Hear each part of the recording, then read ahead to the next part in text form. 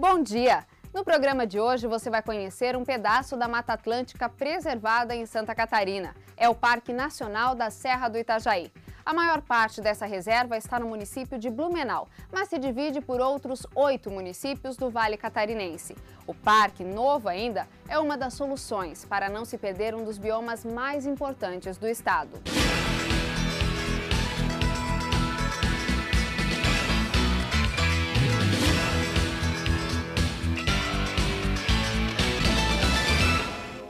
A viagem começa pelo Parque das Nascentes, em Blumenau. O local é administrado pela Prefeitura em parceria com o IBAMA. Fundado em 1988, o parque foi criado como compensação ambiental de uma indústria têxtil.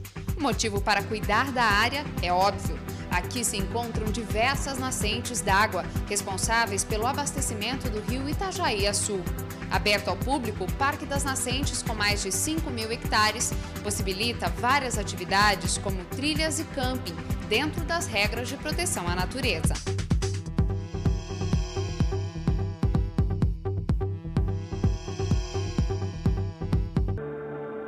Não se sabe ainda ao certo quantas trilhas existem dentro do Parque Nacional da Serra do Itajaí. Mas dentro do Parque das Nascentes existem 8 abertas ao público. Umas mais difíceis, outras mais fáceis. Nós escolhemos essa, o Morro do Sapo, de acesso médio. Essa é a vista que se tem ao chegar aqui, depois de passar por estradas muito bonitas e cachoeiras.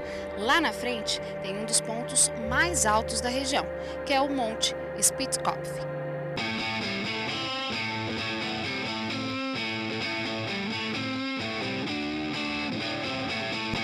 É pelo Parque das Nascentes que vamos começar a nossa expedição ao Parque Nacional.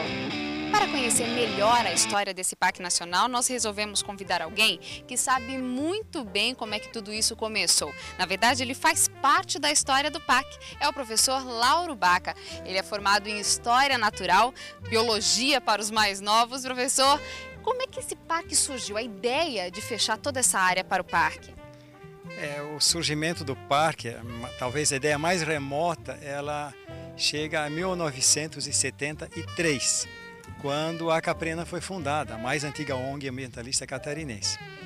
E então o objetivo da associação era sempre a preservação da natureza em função do desmatamento acelerado que já acontecia na ocasião. Em 79, um empresário blumenauense, Udo Shadrack, ele, grande preservacionista também, ele publicou nos jornais da região uma proposta, um alerta de que se o desmatamento continuasse, o bairro do Garcia, a região toda, Brusque, e Blumenau, Indaial, iam sofrer gravíssimas consequências desse desmatamento com as enxurradas. E finalmente, depois de muita luta, mesmo assim demorou ainda de 2000 até 2004, mais 4 anos de lutas para que o parque saísse de fato, finalmente ele está criado. Agora, a gente falou que ele realmente mora dentro da história, não é eufemismo não, só mora praticamente dentro do parque. A estratégia foi, digamos, essa, quer dizer, ter uma propriedade para preservar e não estar perto para cuidar, é mais ou menos aquela lógica do fazendeiro, o olho do dono engorda o boi, Então, estando aqui perto é bem mais fácil de manter a área sob controle. A casa do professor é uma das propriedades ao redor do parque, mas não precisa ser desapropriado. O terreno já faz parte do Programa de Proteção Ambiental.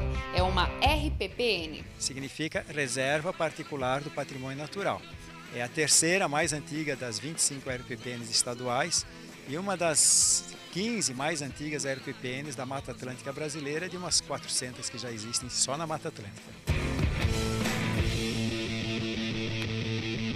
Grande parte do trajeto é de mata primária, ou seja, vegetação nativa inalterada. Mas tem também mata secundária.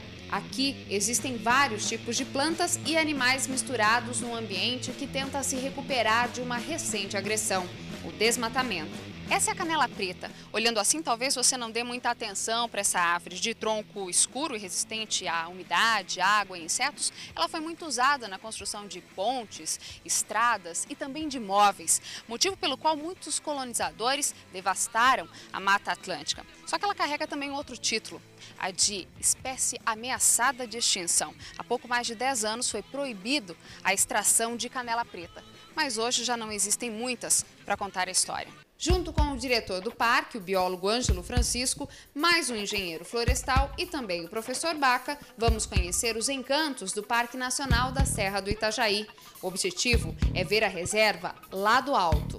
Nós vamos começar a subida ao Pico Spitzkopf, um dos mais altos aqui da região. São ainda uns 6 quilômetros pela frente de caminhada, mas um bom trecho vai dar para fazer de caminhonete.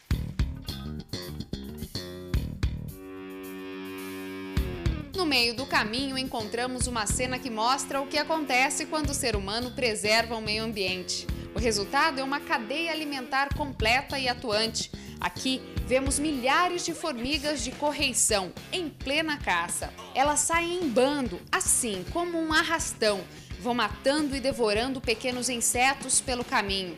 Pequenos é modo de dizer, as vítimas em questão são muito maiores que as predadoras, as formigas. Mas não dizem que a união faz a força? Essa aranha tenta passar despercebida para não virar refeição do bando.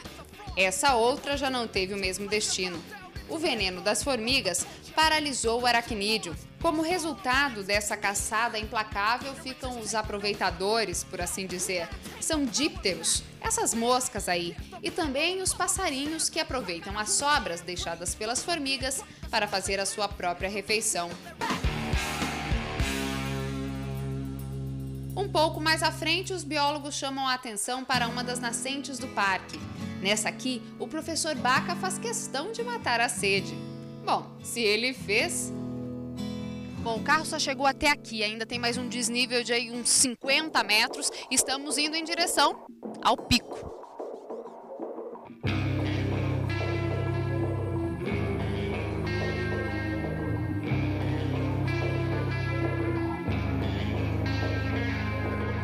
Depois de deixar a caminhonete, nós subimos cerca de 60 metros em inclinação. Até parece pouco 60 metros, se não equivalesse a subir um prédio de 15 andares pelas escadas. Por que todo o esforço? Dá uma olhada. Aqui do alto dá para ver praticamente todo o Parque Nacional da Serra do Itajaí. Daqui de cima é possível enxergar as cidades vizinhas, as vilas ao redor do parque e o privilégio natural que essa região tem.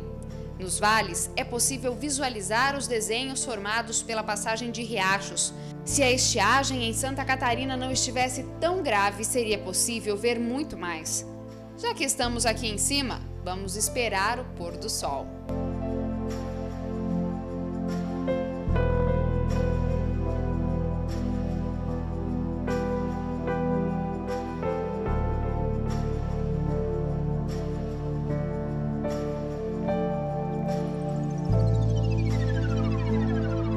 Não é? Depois do intervalo, você vai entender por que é importante a preservação de áreas assim e o que pode acontecer se a devastação continuar. Voltamos já.